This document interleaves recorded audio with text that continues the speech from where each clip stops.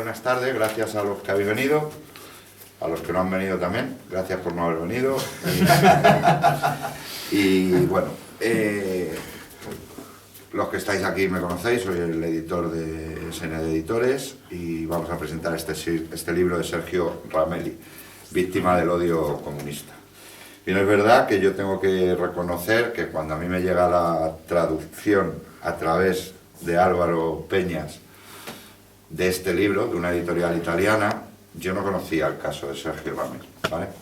Yo conocía el caso en España de Juan Ignacio González, caso muy parecido, asesinato por ser fascista, o facha que decimos aquí en España, y asesinatos sin resolver. Bien, es verdad que en Italia,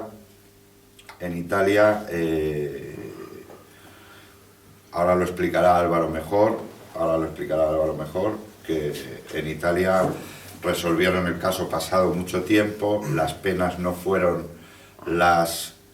creemos, las adecuadas para un crimen en el que un joven de 18 años se tira 47 días en coma, 47 días en coma.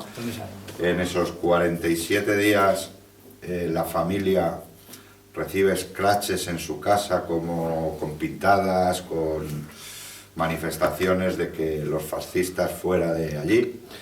Y bueno, era un caso que sin conocerlo, cuando lo conocí a través de Álvaro Peñas y de la editorial italiana que me lo ofrece, que ya lo había traducido otra editorial polaca, pues hombre, yo quiero vender y que Alberto me ayude a vender y que vendamos todos, pero creemos que es un caso que hay que mover para que la gente, los más jóvenes sobre todo, conozcan que hubo un tiempo, tanto en España como en Italia, me imagino que en más países, que Álvaro es gran conocedor de la política internacional, por eso está aquí, ahora haré una pequeña presentación de Álvaro, pues que se conozca. Yo creo que más que las ventas, mientras no perdamos dinero nadie, es que este caso se debe de conocer y para eso se ha editado. El libro es un libro muy ameno, es un libro que se lee, si quieres, en una tarde, y es un libro muy, aparte de ameno, muy emocionante, puesto que habla mucho la madre del joven Sergio ya fallecida. Para terminar, dos cosas. Una, la diferencia entre España y Italia. Esperemos que esa diferencia siga este fin de semana con la victoria de Meloni. Es grande en estos casos. Por ejemplo, aquí tenemos el caso, que a ver si algún día también podemos hacer un gran libro sobre Juan Ignacio González, asesinado en la puerta de su casa como Sergio en el año 80, Sergio fue en el 75.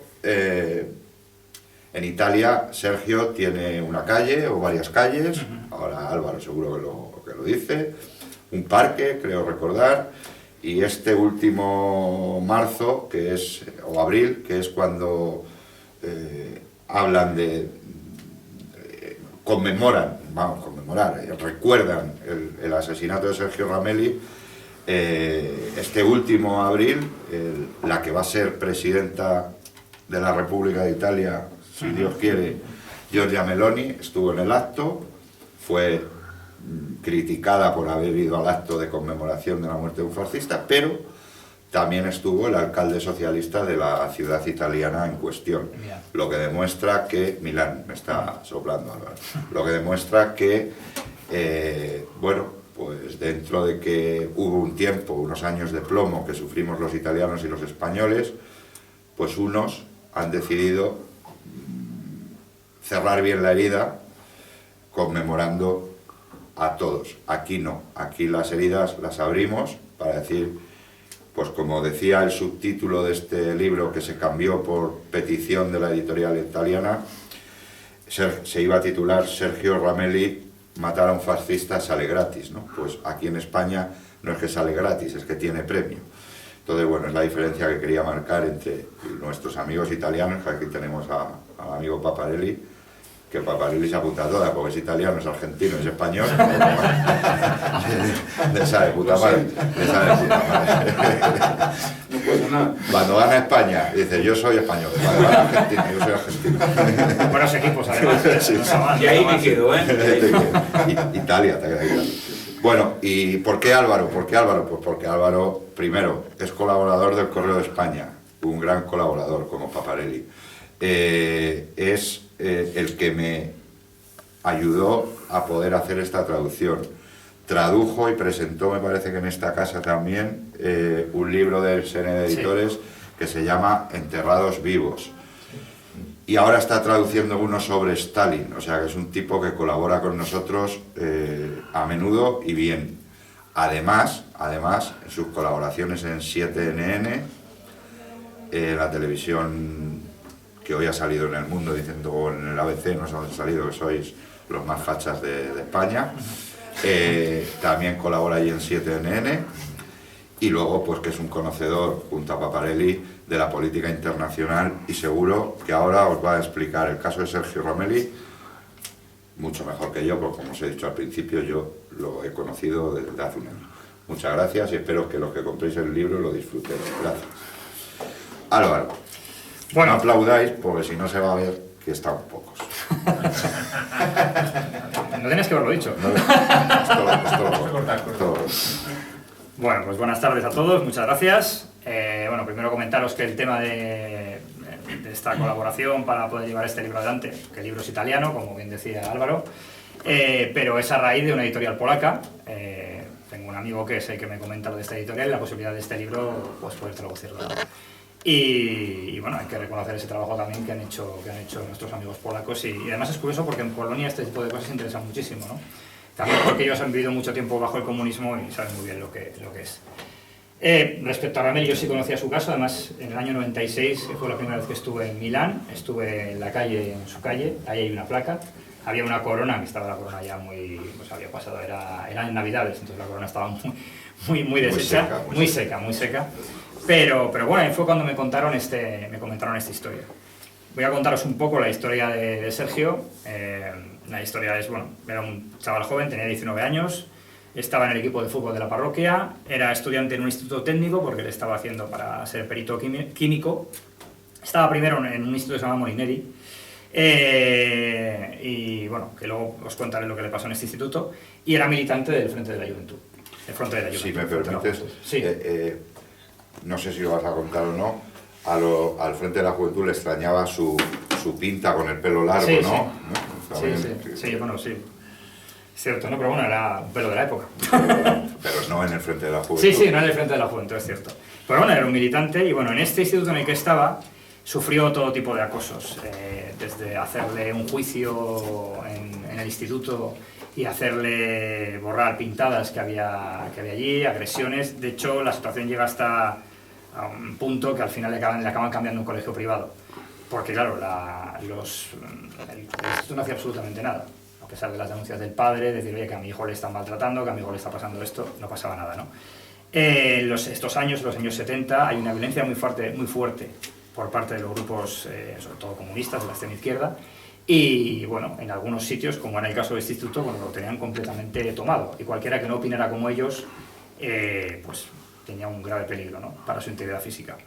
El caso de Sergio es curioso porque realmente lo que hacen que él quede completamente señalado es un trabajo que hace sobre la Brigada Roja, era un trabajo libre que había pedido un profesor, pero en vez de el profesor encargarse de recogerlo, se lo encargó un alumno, y cuando ese alumno salió de clase, varios militantes de un grupo de extrema izquierda que se llama Vanguardia Obrera, pues se hacen con el trabajo y lo que hacen es colocarlo en el tablón, para enseñar a todo el mundo, bueno, pues lo malo que era por criticar a un grupo terrorista y criminal como las Brigadas Rojas. Este grupo del que estaba hablando, desgraciadamente, si la justicia hubiera actuado como tenía que actuar, las personas que dirigían este grupo habían estado en la cárcel por las cosas que ya habían cometido, por los delitos que habían cometido. Pero desgraciadamente no fue así. Y bueno, la historia se desarrolla de la siguiente manera. El 13 de marzo de 75, él vuelve a casa y hay 11 personas esperándole. Son estudiantes de medicina, pertenecen a esta organización que he citado antes, Vanguardia Obrera. No le conocían de nada, es decir, no sabían quién era, no tenían nada personal contra él. Simplemente tenían una foto para reconocerle. Tenían una orden, ¿no? Sí, había recibido una orden de la organización para dar una paliza. En aquel momento, en aquella época, aparte se llama luego vinieron los años de plomo en Italia, pero estos son los años de las barras de hierro, pero lo que se utilizaba muchísimo por parte de estos grupos eran las llaves inglesas. Hay 2 personas que con llaves inglesas y el resto están vigilando. Lo que hacen es pues, para que avisar si viene la policía, o para que nadie se meta, para que no pueda escapar. Habían preparado el ataque, es decir, habían estado antes en el lugar del ataque. O sea, estaba completamente planificado, no fue algo casual ni fue un choque fortuito, fue una cosa preparada. Él logra, le golpean y él logra escapar, va a escapar unos pocos metros, pero al final la acaban derribando y la paliza es brutal, sí. De hecho, pierde parte de la materia cerebral, de los golpes que le abren la cabeza. Hay que también recordar que estos son estudiantes de medicina, saben perfectamente lo que están haciendo. No te pueden decir, bueno, no, yo pensaba que no le estaba haciendo tanto daño, ¿no? Una persona que está estudiando medicina sabe el daño que puede causar. Y bien, pues se queda completamente inconsciente, sí, entrará en coma, efectivamente, y se le opera durante 5 horas, también se dice que puede quedar mudo porque de los golpes que había recibido, algo realmente terrible, ¿no? La reacción en prensa es mínima. Esto es muy curioso, solamente hay un periódico que se llama La Notte que titula "Le revientan el cráneo por ser de derechas". El resto no hablan prácticamente del tema, ¿no? Es como una noticia. De hecho, bueno, este tipo de agresiones eran bastante comunes en aquellos años. Entonces, bueno, pues esta es como una más, ¿no? A pesar de la brutalidad y del salvajismo. Después de 47 días de agonía, efectivamente, aunque alguna vez logra salir del coma, llega a lograr poder intentar, creo que logra en algún momento dado comunicar algo, pero bueno, después de 47 días de agonía muere al final de neumonía, ¿no? Estamos el 29 de abril del año 75. ¿Qué pasa en todo este tiempo? Porque, bueno, es decir, ha pasado esto, pero bueno, su familia estaría lógicamente destrozada. Pues durante este tiempo la familia es acosada de una manera salvaje, hasta tal punto que al final su hermano mayor, Luigi, que no era miembro además del Frente de la Juventud, no, era simplemente su hermano mayor, sacaba 1 año y poco, al final acabará yéndose de Milán por la presión. Hay llamadas telefónicas pintadas debajo de su casa, como él decía, no es delito matar a un fascista, pintan debajo de su casa, o cosas como 10, 100, 1000 ramelli, ¿no? Bueno, cosas bastante deleznables, ¿no? Además cuando fallece, siguen haciendo ese tipo de actividades. Incluso hay un caso, el día antes de su muerte, hacen una especie de protesta allí, militantes comunistas, y amenazan de muerte al portero de la casa para que no quite las pintadas en los carteles. Dicen, si tocas esto te matamos. Al final lo tuvo que retirar, bueno, tuvo que ir del ayuntamiento de la ciudad a hacerlo, porque nadie se atrevía. Es decir, que la situación, como vemos, era bastante criminal y violenta. Y tras la muerte de Sergio, esto continúa, llamadas telefónicas de día, de noche, y lógicamente con el único objetivo de atormentar a la familia y, bueno, en este caso al final lo que conseguimos un hermano que se acaba yendo, ¿no? Hay una pintada, también esto demuestra la calaña, ¿no? de gente de la que estamos hablando, ¿no? Sergio Ramelli, ahora te devora los gusanos. O sea, esto debajo de su casa, para que lo viera su madre, o sea, es algo repugnante.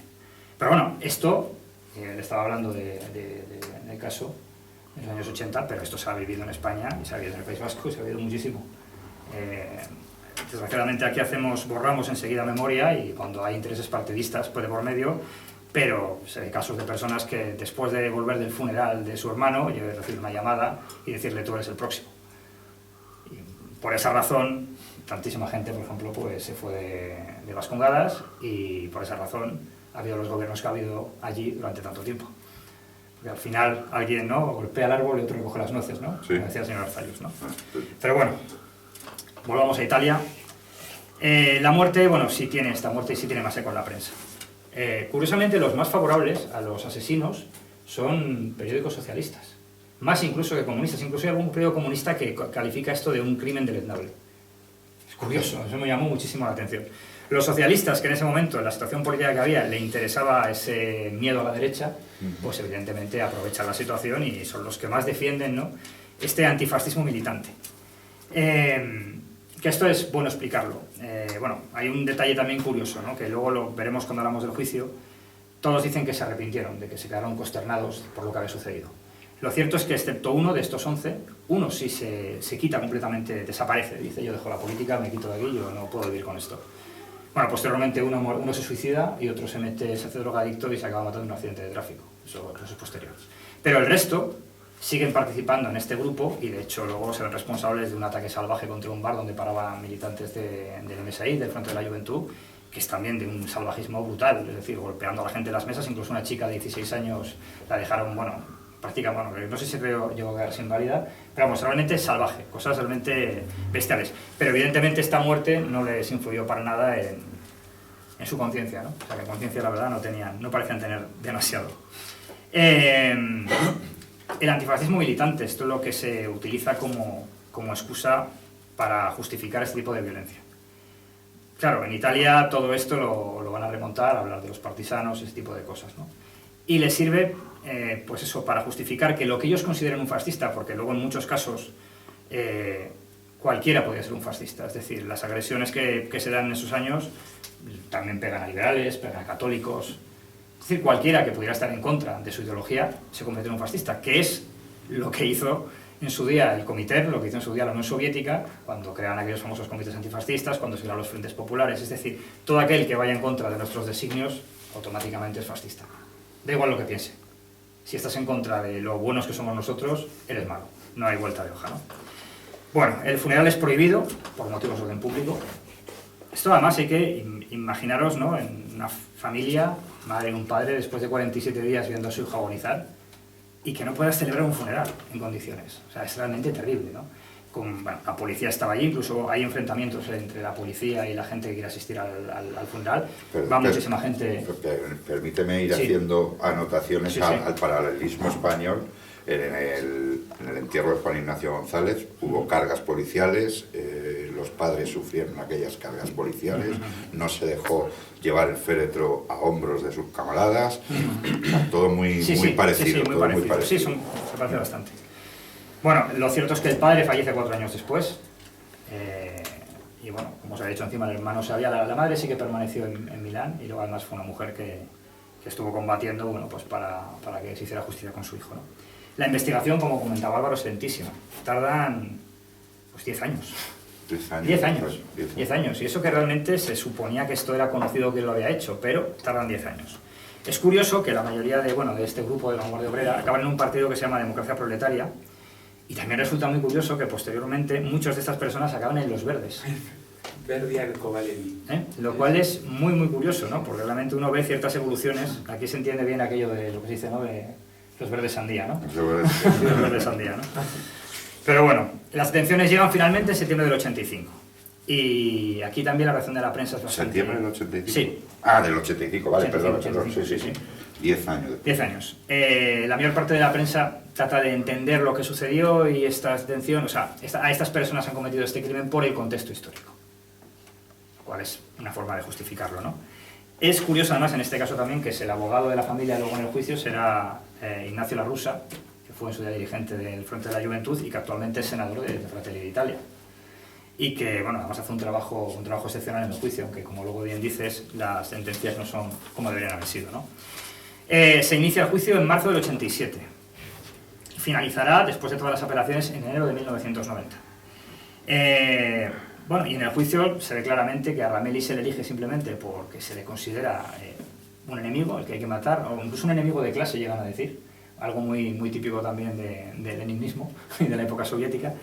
Y bueno, las actividades de estos grupos durante estos años, bueno, pues fueron bastante salvajes. Y está el caso del bar Posto di Clases, el bar donde destrozaron, pero luego destrozaron algunos otros, simplemente lugares donde se reunían, era suficiente para entrar allí, pegar a los camareros, pegar al dueño del bar, daba exactamente lo mismo. Como ya había dicho, 2 habían fallecido, y bueno, lo que hicieron fue echar los demás inculpados, trataron de echar la culpa a los 2 que habían muerto, con lo cual es siempre muy conveniente, ¿no? Pero realmente esto no sale muy bien. El único problema es que la sentencia es verdad que es... Al principio, bueno, hay hasta 15 años de cárcel, a los que menos les meten 3, 5 años, pero lo hacen como un homicidio involuntario. Que luego con las apelaciones se conseguirá que sea un homicidio voluntario, pero sin embargo les meten atenuantes y la condena es menor. De hecho, prácticamente solamente hay 2, los 2 que cometen el crimen, que están en la cárcel pero muy poco tiempo. Es lo que decías, que fue bastante poco. Pero rectifícame, o a lo mejor lo vas a decir, esta gente estaba perfectamente incrustada en puestos relevantes en la sociedad, ¿no? Sí, cuando efectivamente son médicos, tienen buenos trabajos, buenas profesiones, efectivamente. De hecho, la imagen cuando ves el juicio, no te puedes creer que esa gente pudiera matar a un chico a golpes con unas llaves inglesas. Llama muchísimo la atención, tienes razón. Bueno, por poneros en contexto, y esto está muy bien reflejado en el libro lo bueno que tiene es que te salen los artículos de prensa, salen muchísimos comentarios, y es muy interesante, además es muy dinámico, y te explica muy bien para cómo fue el juicio, cómo fue absolutamente todo. Entonces la verdad es que es muy ameno. Y como bien decías, se lee muy fácil, se lee muy bien. Y una cosa que hace muy bien el libro es explicar lo que estaba pasando en aquellos años, es decir, el contexto histórico. Claro, ¿cuál es el contexto histórico? Cuando se hablan de ese tipo de cosas siempre van a decir lo mismo. Bueno, es que había dos grupos que se pegaban. Eso, lo más blando. Cuando nos dicen es que había unos que eran muy malos, como yo he estado viendo, por ejemplo, en la prensa española, hablando ahora, por ejemplo, de Giorgia Meloni. Giorgia Meloni, con 14 años, formó parte del Frente de la Juventud, y entonces te hablan de que era un grupo violento, que pegaban a la gente y tal. Y hablo, el año 72-75, hay 150 asesinatos. 19 son militantes de izquierda. 131 son militantes de la derecha. Es decir, que hay un desequilibrio enorme. Enorme. Muchos de los asesinatos de estos militantes de la derecha son como el caso de emboscadas, los esperan y les matan. En los de la izquierda hay algún caso, que además en el libro lo defino bien, algún caso cobarde de matar a una persona así. Pero en otros casos son enfrentamientos, incluso peleas callejeras. Hay un caso muy famoso de una agresión con llaves inglesas, pero el agredido tiene una pistola. Y claro, legítima defensa. Se cargó a uno de los atacantes, ¿no? Claro. Y le cayó una condena durísima y la cumplió íntegra. Es otra cosa también que hay que tenerlo, que es muy curioso que con esto es que la diferencia que hay luego en las sentencias hacia un bando y hacia otro, vista la diferencia además de la violencia, lo cual es importante. Solo en Milán había habido, en 3 años, creo que había habido no recuerdo cuántas agresiones, pero bueno, personas hospitalizadas y personas inválidas varias. O sea, algo realmente salvaje, ¿no? O sea, la violencia era tremenda, incluso la gente tenía miedo de ir a un funeral, por ejemplo, como fue en el caso de Sergio. Tenía miedo incluso de mostrar su apoyo a la familia, lo cual es... posteriormente celebrar una misa se hizo complicadísimo porque ninguna iglesia quería hacerlo. Es decir, que el temor y el miedo eran tremendos, ¿no? También eso nos recuerda la situación en España. Bueno, en el caso de... hubo 27 de estos 131 que fueron como el caso de Ramelli. Perdón, me he equivocado en una cuestión. No eran 150 muertos, eran 150 agresiones en Milán en 3 años. Perdón. 19 para víctimas de la izquierda y 131 de la derecha. 27 fueron asesinatos y 14 fueron con heridas muy graves, ¿no? El problema es que la mayoría de estos casos acabaron cerrados sin culpables. De hecho, creo que de 21 afiliados del movimiento social italiano asesinados, hay 11 casos sin resolver, que no se sabe quién es el asesino. Es decir, que eso ha pasado también, como ves, en Italia, no solamente el propio de aquí. Bueno... Me imagino que los 19 casos de caídos de la izquierda... No, pero también heridos, o sea... pero están todos resueltos. Hay una diferencia, es verdad, aquí tengo los datos generales, estaba ahí, tenía los datos de Milán, me he confundido, que eran de 3 años, del 775. Pero es verdad que sí hay 2 varas de medir, y eso es cierto, eso es innegable. Primero, por un lado, por el tratamiento de muchos medios de comunicación hacia la violencia de un lado, es decir, que esa violencia es entendible, y segundo, por las condenas, es decir, y ahí hay muchísima culpa, evidentemente, del poder político, el poder judicial, que en muchos casos no dejó a la policía trabajar, no dejó que se hicieran las cosas como se tenían que hacer, no metió en la cárcel a quienes tenían que estar en la cárcel por las salvajadas que estaban cometiendo, lo cual hizo que hicieran más salvajadas. Es decir, el problema de este tipo de cosas, aparte del odio ideológico y del fanatismo político, es la impunidad. Es la sensación absoluta de impunidad. Voy a hacer esto y no me va a pasar absolutamente nada. Y bueno, los datos en Italia, del año 69 al año 84, son 14.495 ataques, 394 muertos, 1.033 heridos. Luego hubo también atentados terroristas, hubo casos como el de Bolonia, que luego se culpó a la extrema derecha, luego se les absorbió porque el juicio había sido vergonzoso. Y bueno, realmente se habla de muchas cosas, incluso de manos negras, pero si tú vas a la estación de Bolonia hoy en día, vas a ver que te siguen hablando del atentado de la extrema derecha, cuando al final esa historia quedó desmontada, ¿no? Pero el relato al final es el que queda, ¿no? Bueno, aquí tengo, sí, estaban los ejemplos. Hay más víctimas aparte no confirmadas, ¿no? De estos que he citado. Y pongo el ejemplo de un padre que defendió a un hijo en una pizzería, le fue a pegar una paliza, y a los pocos días murió, a los pocos días le dio un derrame y murió, y un inglés que por error le acusaron de fascista, que era un inglés que estaba estudiando allí, le pegaron también, y al día siguiente también falleció. Pero como no había fallecido en el momento de la agresión ni cuando fue al hospital, pues no lo contaron como una víctima de terrorismo, ¿no? En total, en casos como el de, estábamos citando como de Ramelli, aquí sí están los datos, 149 murieron a manos de los comunistas y 26 a manos de la extrema derecha. Y bueno, lo que se estaba citando, ¿no? En 11 de ellos no se sabe quién lo mató, en el caso, por ejemplo, de los asesinados por el MSI, y salvo en el caso de Ramelli y otro caso que fue el de Carlo Falvella, se cumplió condena, pero en el resto de los casos se les condenaba, pero no hubo ni siquiera... O sea, la verdad es que es una auténtica barbaridad, ¿no? Es tremendo. Bueno, os decía que después de su muerte, celebrar las misas anuales fue también una complicación. Su lápida, por supuesto, fue vandalizada, él está enterrado en Lodi, está enterrado en Milán. ¿Y qué ocurre? Bueno, pues que poco a poco se va generando, también gracias a que el MSI finalmente se convertirá en Alianza Nacional, y la Alianza Nacional empieza a tocar poder, y eso hace, bueno, pues que empiecen a presionar para empezar a recordar este caso. Y ya en el año 88 en Verona se le dedica una calle a Sergio Ramelli. En total ahora mismo en Italia hay 30. En Milán hay que esperar a 2005 para que esto suceda, y no es una calle, es un jardín. Es un jardín parque, ¿no? Sí, un parque, aunque hay una placa, como comentaba, que está en su propia calle, ¿no? Y la última que se ha colocado, que fue en abril del año pasado, fue en Lodi, que es precisamente donde está enterrado ahora pues, con su padre y con su madre, ¿no? Se han hecho, eso sí, en el mundo alternativo italiano se hicieron muchas canciones. De hecho, en el libro también viene, tienes bueno, el libro tiene un enlace al final en el que te puedes descargar todas esas canciones. Se hizo incluso una obra de teatro, se hizo un documental, se llama Milano Burning, en el año 2012. Hay también incluso una novela gráfica que está hecha en español, también es muy curioso. Un cómic, ¿no? Sí, un cómic, una novela gráfica, sí, un cómic.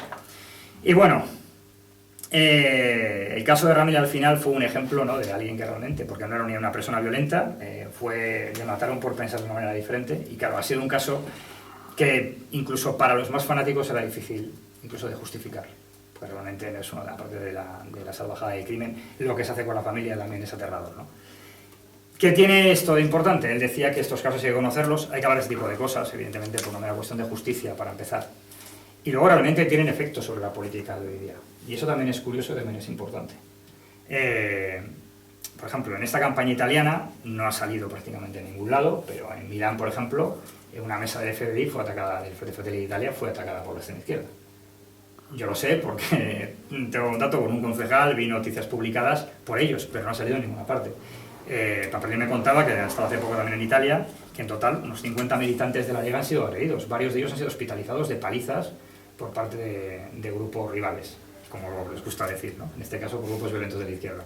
Ayer en Palermo, en el acto de Giorgia Meloni, también hubo encuentros de militantes de extrema izquierda contra la policía, por ejemplo. Ayer mismo. Sí, pero eso no va a salir porque evidentemente el miedo es que gane Meloni las elecciones, no que esta gente pegue palizas o que mande a personas al hospital.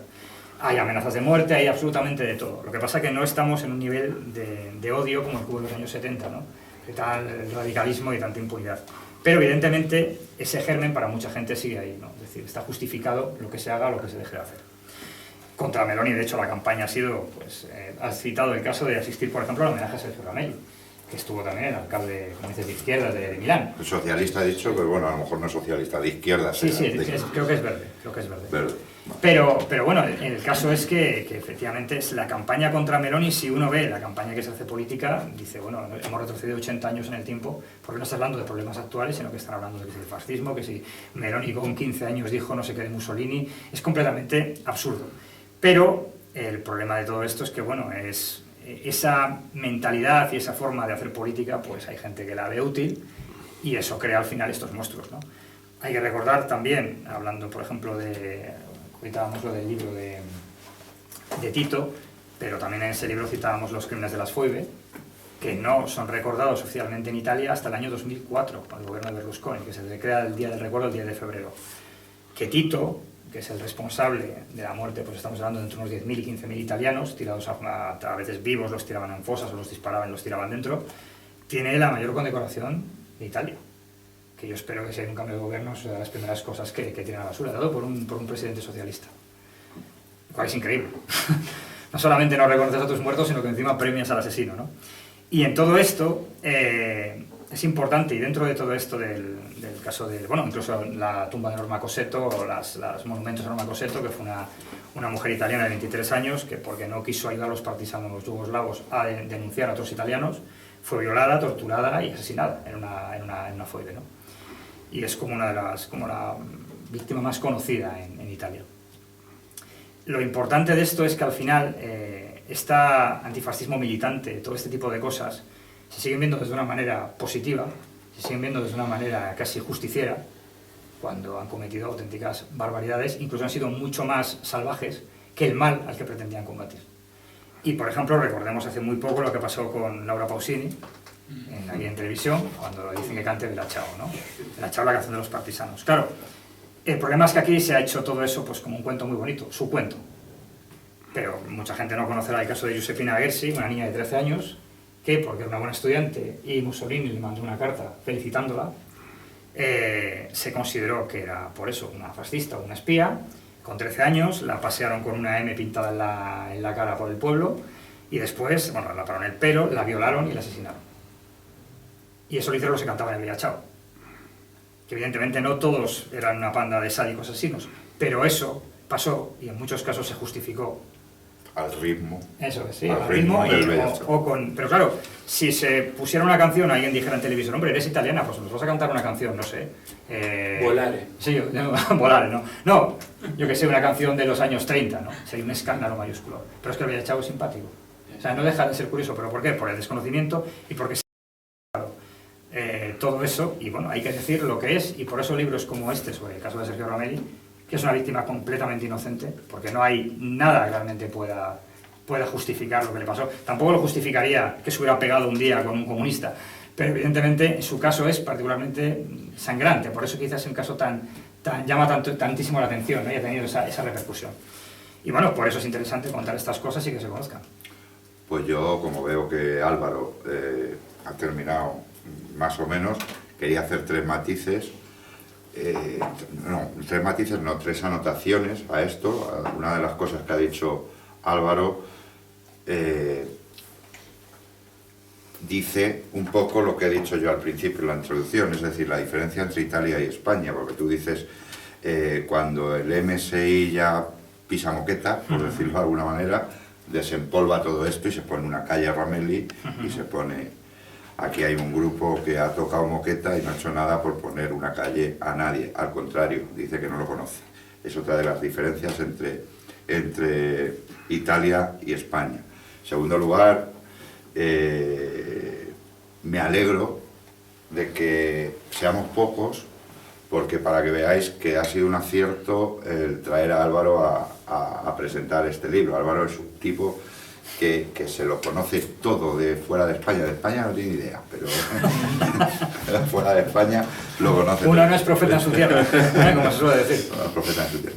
Y oída la conferencia de Álvaro, todavía dan más ganas de seguir promocionando este libro, de seguir dando a conocer estos casos y creo que es una obligación moral hacer lo que estamos haciendo. Y muchas gracias, Alberto, por cedernos este espacio, a Tercios Viejos, como siempre, y preguntadle lo que queráis al profesional. A mí no me preguntéis nada, preguntadle lo que queráis al profesional y en 10 minutos nos vamos a tomar un café. Apuntar un par de cositas. Bueno, enhorabuena por sus palabras, de verdad. Yo creo que es un merecido y justo homenaje a una víctima más de la violencia comunista. Hay que empezar a llamar las cosas por su nombre. Hoy lamentablemente se utiliza el lenguaje del enemigo para hablar de la violencia.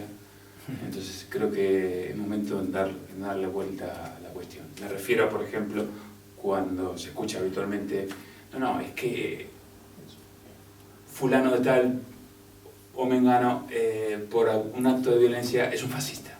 Y en realidad no, son comunistas, ¿no? Esto suele el lenguaje, la dictadura del lenguaje. Pero es que tiene mucha utilidad. Es decir, cuando yo leí un artículo sobre Giorgia Meloni, te habla de que esto en el Frente de la Juventud, y entonces te habla eso de la violencia del Frente de la Juventud. No te dice, ella dice que algunos de los suyos fueron agredidos y tal, bueno, algunos de los suyos. O sea, ese es el tema, ¿no? Es decir, entonces queda muy bien, porque si tú hablaras, ¿cuál va a ser al final? Te van a hablar de que hubo una violencia y enseguida le van a poner la etiqueta. Fascista, extrema derecha, ¿verdad? Pero no, los responsables eran de izquierdas. Luego acaban en los verdes. O sea, ¿eso cómo se explica? Luego los que salen con la florecita hablándome de que quieren un mundo más bonito y cuando eran jóvenes estaban con llaves inglesas levantando cabezas. O sea, es muy útil ese... Por eso hay ese esfuerzo por mantener ese discurso, ¿no? Sí, y me atrevería a puntualizar algo también. Sergio Ramelli no era fascista. No era un fascista. Es decir, ni siquiera el MSI era fascista. Bueno, era un joven con... En Italia, claro, en Italia Álvaros era un partido de destra, un partido de la derecha. El MSI, cuando en el año 46 asume la contienda política dentro del marco de la democracia, ¿no? Y Giorgio Menantes dijo algo que al día de hoy también es para tener en cuenta, ¿no? Es decir, Giorgio Menantes por entonces dijo non renegare, non restaurare, es decir, el MSI no renegaba de su pasado, no renegó de su pasado, pero tampoco pedía restaurar el pasado, porque el pasado es el pasado. Entonces, puntualizar eso, no es que el MSI fuera un grupo extraparlamentario de extrema derecha fascista, no, tenían diputados, estaban dentro de las instituciones, y esto, bueno, también yo creo que... Es que es importante porque en realidad este tipo de cosas, lo has dicho muy bien, en realidad, claro, es que esta gente al final llama fascista a todo aquel que está en contra suya. Es decir, tú hablabas más de las Brigadas Rojas, que eran una banda de criminales y eran un fascista. Pero claro, es que en realidad es lo mismo. El fascismo tiene una época, nace y muere. Es lo que hay, esa es la historia. Es una reacción ante una serie de cosas y luego, bueno, pues tiene unos derroteros. Luego se crea el fantasma del fascismo. ¿Qué es lo que se sigue haciendo ahora? Pues estamos hablando de 80 años después. Creas ese fantasma porque te es útil, porque tienes que estar hablando continuamente de eso para poder meter miedo, para poder vender y para poder justificar lo que tú haces. Y ahí está la baza, ¿no? Es decir, yo no estoy totalmente de acuerdo con lo que decís. Estoy totalmente de acuerdo. Pero el tema es que realmente lo que se sigue utilizando en la política, y tú lo has dicho antes también. Cuando hablamos de violencia, ¿no? Es que lo que pasó, por ejemplo, hace poco en la universidad con Olona, por ejemplo. No, son fascistas, con las camisetas del Che Guevara, ¿no? Claro, el problema es que se ha convertido eso, lo mismo que se convirtió en su día para designar a los que eran los enemigos de la Unión Soviética, del Comité, etcétera, etcétera, ahora es como un insulto. Pero claro, tapa la realidad. Es decir, yo siempre digo lo mismo. ¿Quién ha salido a decir esos de la universidad no son fascistas? Sí, no, pero fascistas soy yo, ellos son comunistas. El tema es, pero es que el tema es que realmente no es que tengas que decir el fascista soy yo, son tal. El tema es que identifiques la violencia de dónde viene, es decir, esta gente son esto. ¿Pero quién lo ha dicho? Ya no lo dice nadie, pero el problema es porque se ha asumido ese lenguaje, se ha asumido y la batalla del lenguaje es fundamental. Siempre, con esta discusión la he tenido muchas veces, con mucha gente. Te dicen lo mismo, digo, no, y te dicen, ¿por qué dices eso? Digo, vamos a ver, cuando Mussolini no ha creado el partido fascista, en la Unión Soviética, la Unión Soviética, la Rusia revolucionaria, los bolcheviques están matando diestro y siniestro. Ya existe el terror rojo. Sí, por supuesto. Entonces, ¿por qué nadie dice, cuando hay utilizar la violencia para conseguir fines políticos? Los primeros los anarquistas. ¿Cuántos presidentes mataron? Manicidios, efectivamente. Entonces, es cierto, pero es muy útil. Es muy útil porque mantiene un discurso y mantiene una barrera de buenos y malos que es muy interesada. Y al final, y con un caso como el de Ramelli, lo que puedes ver es que el fascista puede ser tú mañana, si llevas la contraria a ciertas ideas o llevas la contraria a ciertas personas. Y ese es el tema también que... Pues ante esta reflexión buena, ahí sí la considero buena, ante ese que fascistas somos todos los que no pensamos como ellos, me viene al pelo una frase de un italiano que viene en el prólogo, dice, si matar fascistas no es un delito, nosotros por lo menos, los fascistas, que somos todos, tenemos que hacer que les sea peligroso, por lo menos, claro. Él lo dice en el prólogo, dice, joder, que como ha dicho Álvaro, es que tienen impunidad. Entonces hay que hacerle por lo menos decir, joder, es que si voy otra vez a lo de la Olona, por ejemplo, pues es que me ha pasado esto, tío, yo ya no voy, no sé si me explico, es que son totalmente... El objetivo es que la gente tenga miedo, claro. Claro, el objetivo de todo esto siempre es el miedo. Hoy sigue funcionando esto en Italia también. Personalmente, este fin de semana, a mí, en Italia, en un acto multitudinario de Lega de Matteo Salvini, nos llegaron a decir nazisti, nazisti, es nazis. Esto sigue funcionando hoy en Italia también. Porque cuando hay argumentos... Ya, efectivamente. Cuando lo de fascista ya no vale, no alcanza. Bueno, ya tienes que más todavía. Sí. Es decir, la izquierda hoy por hoy perdió ya el rumbo en ese sentido. Es decir, no tiene argumentos como para satanizar o estigmatizar a quienes no son ellos. ¿No? Pues yo, si os parece, como libro vas a firmar pocos, para que Alberto pueda terminar su jornada, seguimos charlando arriba porque está muy interesante.